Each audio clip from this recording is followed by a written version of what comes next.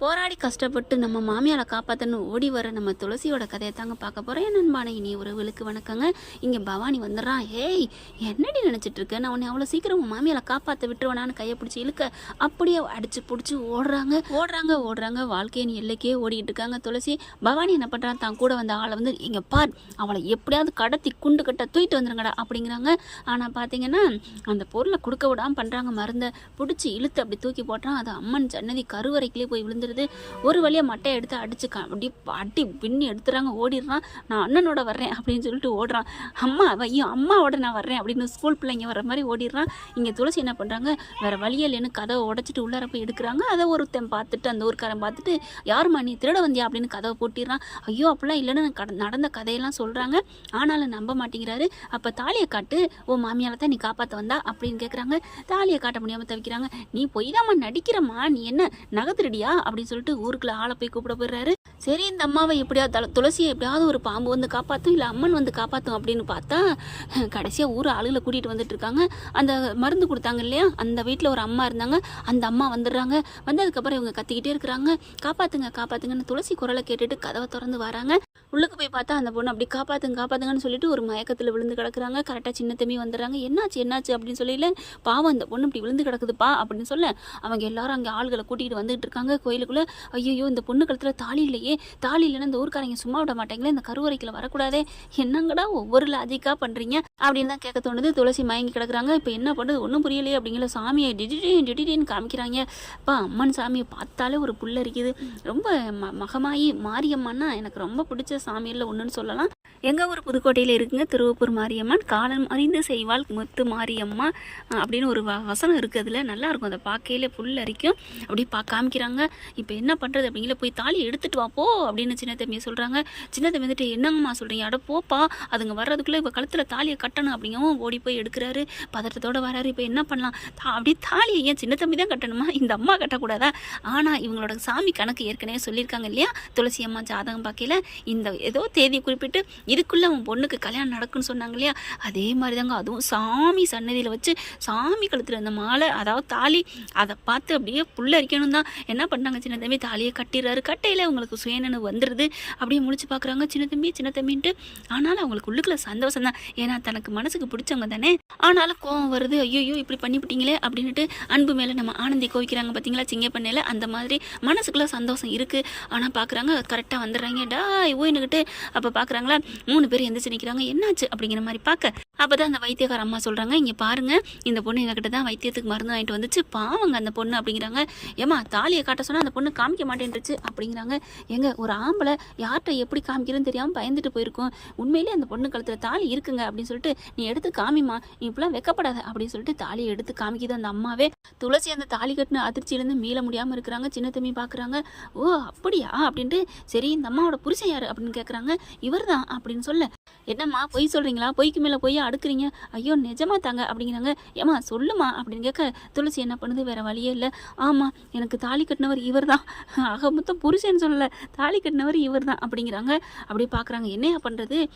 அப்புறம் இந்த அம்மன் அதுவும் அம்மன் சன்னதிக்குள்ள ஒரு தாலி கட்டின சுமங்கலியோட ஒரு பொண்ணு மாப்பிள்ளையும் வெளியில் போகணுன்னா போய்த்தானே ஆகணும். நான் என் பொண்டாடி தேடித்தாங்க வந்தேன், எங்கள் அம்மாவுக்கு முடியலைங்க, அதுக்காகத்தான் அப்படிங்கிறாங்க.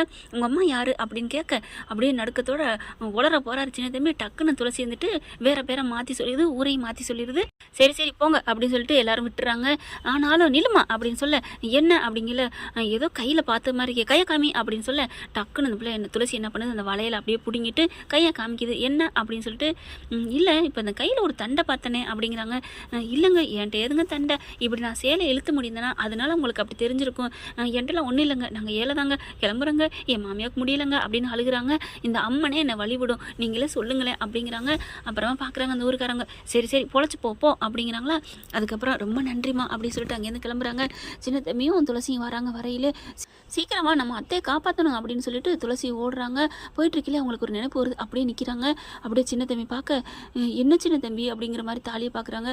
நான் என்ன பண்ணுவேன் துளசினம்மா, துளசின்னு சொல்ல வருது ஆனால் சின்னம்மா அப்படின்னு சொல்லிட்டு, அந்த அம்மா தான் தாலியை கட்டினா தான் நம்மளை விடுவான்னு சொன்னாங்க. அந்த அம்மா சொன்னதும் பொய் இல்லையே, உண்மைதானே.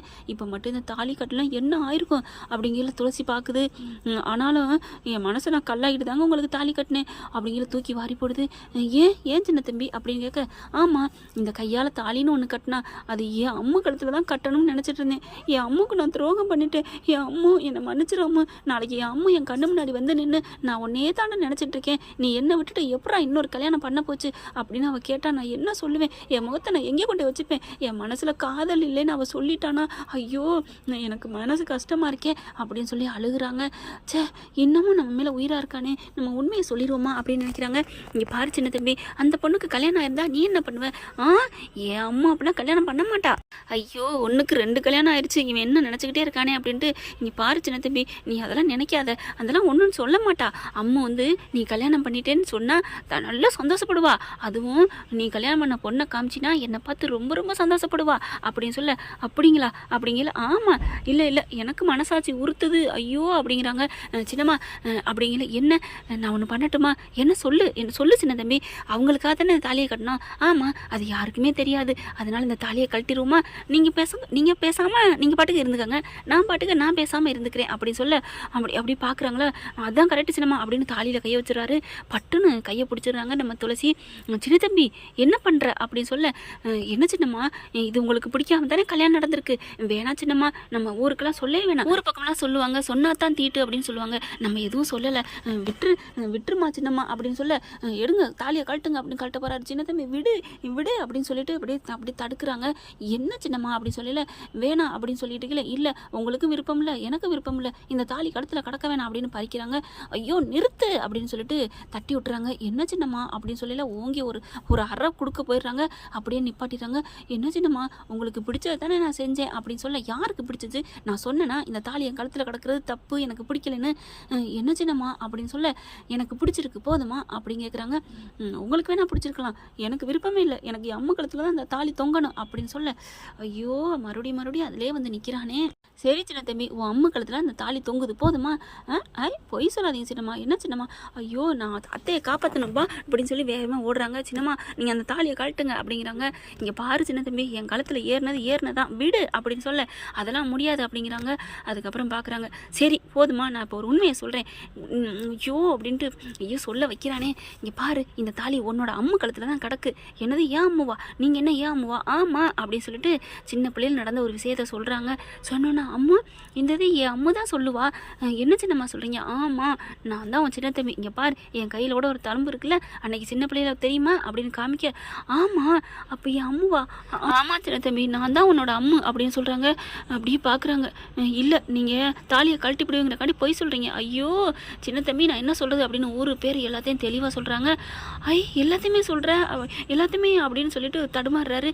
டக்குன்னு 2 பேரும் கட்டி பிடிச்சிக்கிறாங்க. அம்மு அப்போ நீ தான் என் அம்முவா அப்படின்னு இறுக்கிய கட்டி பிடிச்சிக்கிறாரு. அதுக்கப்புறம் சரி நம்ம போகணும், அத்தையை காப்பாற்றணும், பாவா அப்படி சொல்லி பறந்தடிச்சு ஓடி வர்றாங்க.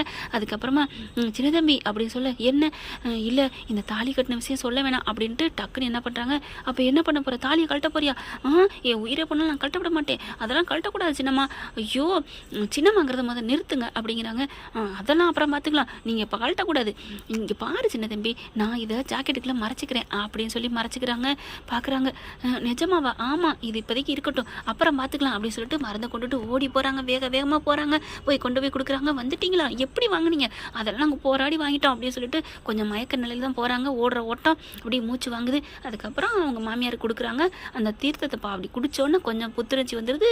நல்லா வந்துடுறாங்க. வாமிட்டு எடுத்துக்கிட்டு நல்லா வந்துடுறாங்க. நீங்களேன் ஊரே பாராட்டுதுங்க துளசியை. நீ இன்னும் சூப்பர்மா, எங்கள் நாச்சியாரமாவே காப்பாற்றிட்டீங்க அப்படின்னு எல்லாரும் துளசியம்மா வாழ்கன்னு வாழ்த்து மேலே வாழ்த்து பாராட்டுறாங்க. ஆனால் துளசியும் சின்ன தம்பி வெக்கப்பட்டுக்கிட்டு இருக்காங்க. என்ன சரியில்லையே, வெக்கப்படுற மாதிரி இருக்கே அப்படின்னு அந்த வில்லன் குரூப்ஸ் இருக்கலாம் கண்டுபிடிக்குதுங்க.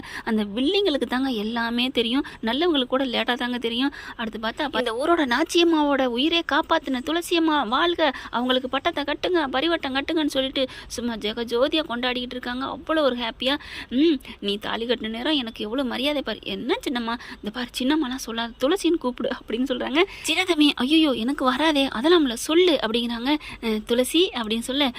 என்ன சின்ன தம்பி அப்படிங்கிற. இல்லை சின்னம்மா எனக்கு ஐயோ அப்படின்னு சொல்லிட்டு அப்படி காதை பிடிச்சி திருகிறாங்க. என்ன ஃப்ரெண்ட் இப்படி போனால் நல்லா தானே இருக்கும். பார்க்கலாம் என்ன நடக்க போகுதுன்னு. இந்த பதிவு உங்களுக்கு பிடிச்சிருந்துச்சுன்னா உங்கள் பொண்ணான கையில் ஒரு லைக்கை போட்டு சப்ஸ்கிரைப் பண்ணிடுங்க. Thank you friend.